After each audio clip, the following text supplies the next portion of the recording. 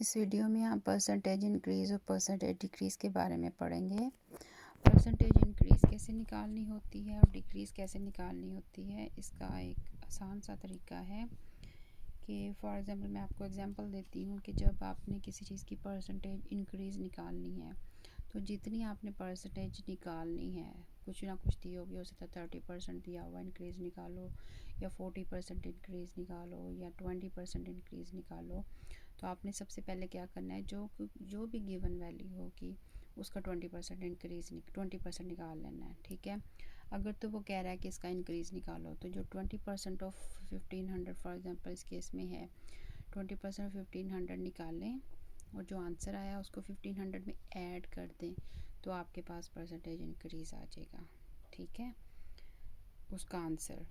और दूसरा इसका तरीका ये होता है, मैंने इसको करने का ये तरीका आसान सा होता है कि 4.5% इंक्रीज़ निकालना है उसने, तो आप क्या करेंगे 100% में 4.5% जो है वो ऐड करेंगे, जमा कर देंगे। तो जो आपके पास आंसर आएगा उसको देखें, ये आपके पास आया। अब परसेंट को मैंने इसको बदल देना है, इसकी वैल्यू लिखनी है आउट ऑफ 100, यानी कि एक हिस्सा 100वें पार्ट का। ठीक है, तो 1/100 कहते हैं उसको, वो मैंने इसको रिप्लेस कर दिया। और इसका पॉइंट ख़त्म करने के लिए जो नीचे है डिनोमिनेटर, उसमें आपके पास एक और 10 आएगा, वो 10 और इसका 100 जो है वो दोनों मल्टीप्लाई होके 1000 दे देंगे। ठीक है, अब इसको दोबारा पॉइंट की फॉर्म में लिखें, इस ज़ीरो के लिए ये नंबर है, इस ज़ीरो के लिए ये नंबर है, इस ज़ीरो के लिए ये नंबर है, और 1 जहाँ पर है उसकी जगह जो है उसकी जगह 1 पॉइंट लगा देते हैं। ठीक है, तो ये इस तरह पॉइंट फॉर्म में लिख लेते हैं, इसको इजीली आप लोग याद रखें। आप जो आपके पास 4.5% का ये सारा कुछ आया है, नंबर सा आ गया है, क्योंकि परसेंट तो मैंने इस्तेमाल कर लिया है उसकी डेफिनेशन। तो ये जो नंबर आया ना, इसको मैं इससे मल्टीप्लाई कर दूँगी ना गिवन नंबर से, तो ये मेरे पास जो 4.5% इंक्रीज़ है ना एक साल का, वो आ जाएगा। अब पीए लिखा होता है, पीए का मतलब होता है पर एनम, पर एनम का मतलब है एक साल में कितना आपके पास इंटरेस्ट हुआ है। ठीक है, अब वो जो इंटरेस्ट है वो एक साल में, पर एनम का मतलब है एक साल में हुआ है, तो अगले साल भी उतना ही होगा, उससे अगले साल भी उतना ही होगा। तो मैं क्या करूँगी, सबसे पहले 4.5% जो है उसका इंक्रीज़ पहले निकाल लूँगी, ये आ गया। उस इंक्रीज़ को मैं इससे मल्टीप्लाई कर दूँगी। ठीक है, जो आंसर आया ना वो वाली वैल्यू मैं इसमें ऐड कर दूँगी, तो एक साल का मेरे पास इंटरेस्ट ऐड हो जाएगा। ठीक है, और अगर को मुझे कहे कि 2-3 साल का बताओ कि कितना इंटरेस्ट होगा, तो मैं क्या करूँगी कि यही जो वैल्यू है ना इसको मैं 2 या 3 से मल्टीप्लाई कर दूँगी, तो ये 3 साल का मेरे पास वैल्यू आ जाएगी। ये वाली वैल्यू मैं फिर इसी में टोटल में ऐड करूँगी। ठीक है, तो ये डिपेंड करता है कि आपने वैल्यू ऐड कितनी की है। तो जो भी चीज़ें गिवन होती हैं वो बहुत इंपॉर्टेंट होती हैं, सबसे पहले आपने उनको लिख लेना होता है। ये क्वेश्चन देखें मैंने फिर ऐसे ही किया है, 4.5% इंक्रीज़ करना था, 100 में 4.5 ऐड किया, 100 4.5 आ गया, उसका परसेंट को रिप्लेस किया 1/100 से और उसका पॉइंट ख़त्म किया, तो मेरे पास ये नंबर आया। ठीक है, इस नंबर को मैंने 1500 से मल्टीप्लाई कर दिया, तो मेरे पास ये उसका एक साल का इंटरेस्ट आ गया।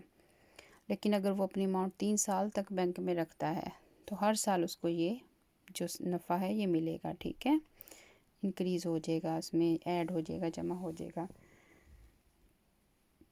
उसकी 3 इयर्स की मैंने वैल्यू निकाल ली, जो भी आती है वो मैंने उसकी पहली जो वैल्यू जितने होते हैं पैसे पहले जमा करवाए थे उसमें ऐड कर दें, तो ये उसके पास 3 साल का मुनाफा आ जाएगा। ठीक है, नेक्स्ट जो क्वेश्चन है उसमें मैं दिखा रही हूँ आपको, वो परसेंटेज डिक्रीज़ है कि एक कार उसने 8,600 पाउंड की ली है, 2 साल के बाद पता चला कि कार की जो वैल्यू है वो 30% लॉस हो गई या कम हो गई है। तो बताएं कि 2 साल के बाद उसकी क्या वैल्यू हो जाएगी। सबसे पहले ओरिजिनल प्राइस लिखूंगी, फिर मैं 30% ओरिजिनल प्राइस का निकालूंगी। ठीक है, 30% ऑफ ओरिजिनल प्राइस मैंने निकाला है, परसेंट की जगह 1/100 यूज़ किया, ऑफ की जगह मल्टीप्लाई का साइन यूज़ करते हैं, तो ये जब कटिंग होगी तो ये वैल्यू आ गई। अब जो ये वैल्यू आई ना, ये 30% ऑफ गिवन वैल्यू थी, जो दी हुई वैल्यू थी। ठीक है, तो आपने क्या करना है, जो कार की पहली वैल्यू थी ना उसमें से ये वाली वैल्यू माइनस कर दें, तो आपके पास आजकल की जो कार की वैल्यू है वो आ जाएगी। ये तो एक तरीका हो गया कि आप कैसे निकाल सकते हैं। दूसरा तरीका ये होता है कि जैसे मैंने यहाँ पर किया है ना, कि जो भी परसेंटेज है उसको 100 में ऐड कर दिया। तो जब आपने डिक्रीज़ निकालना है ना, तो 100 में ऐड नहीं करना, आपने 100 में से सब्ट्रैक्ट कर देना है, ठीक है, क्योंकि 30% लॉस्ट हो रहा है। तो 100 माइनस 30% आपको 70% देगा। परसेंटेज की जगह 1/100 यूज़ करें, क्योंकि ये 100% की डेफिनेशन है कि वो 1/100 के इक्वल होता है। तो आपके पास 0.7% आ गया।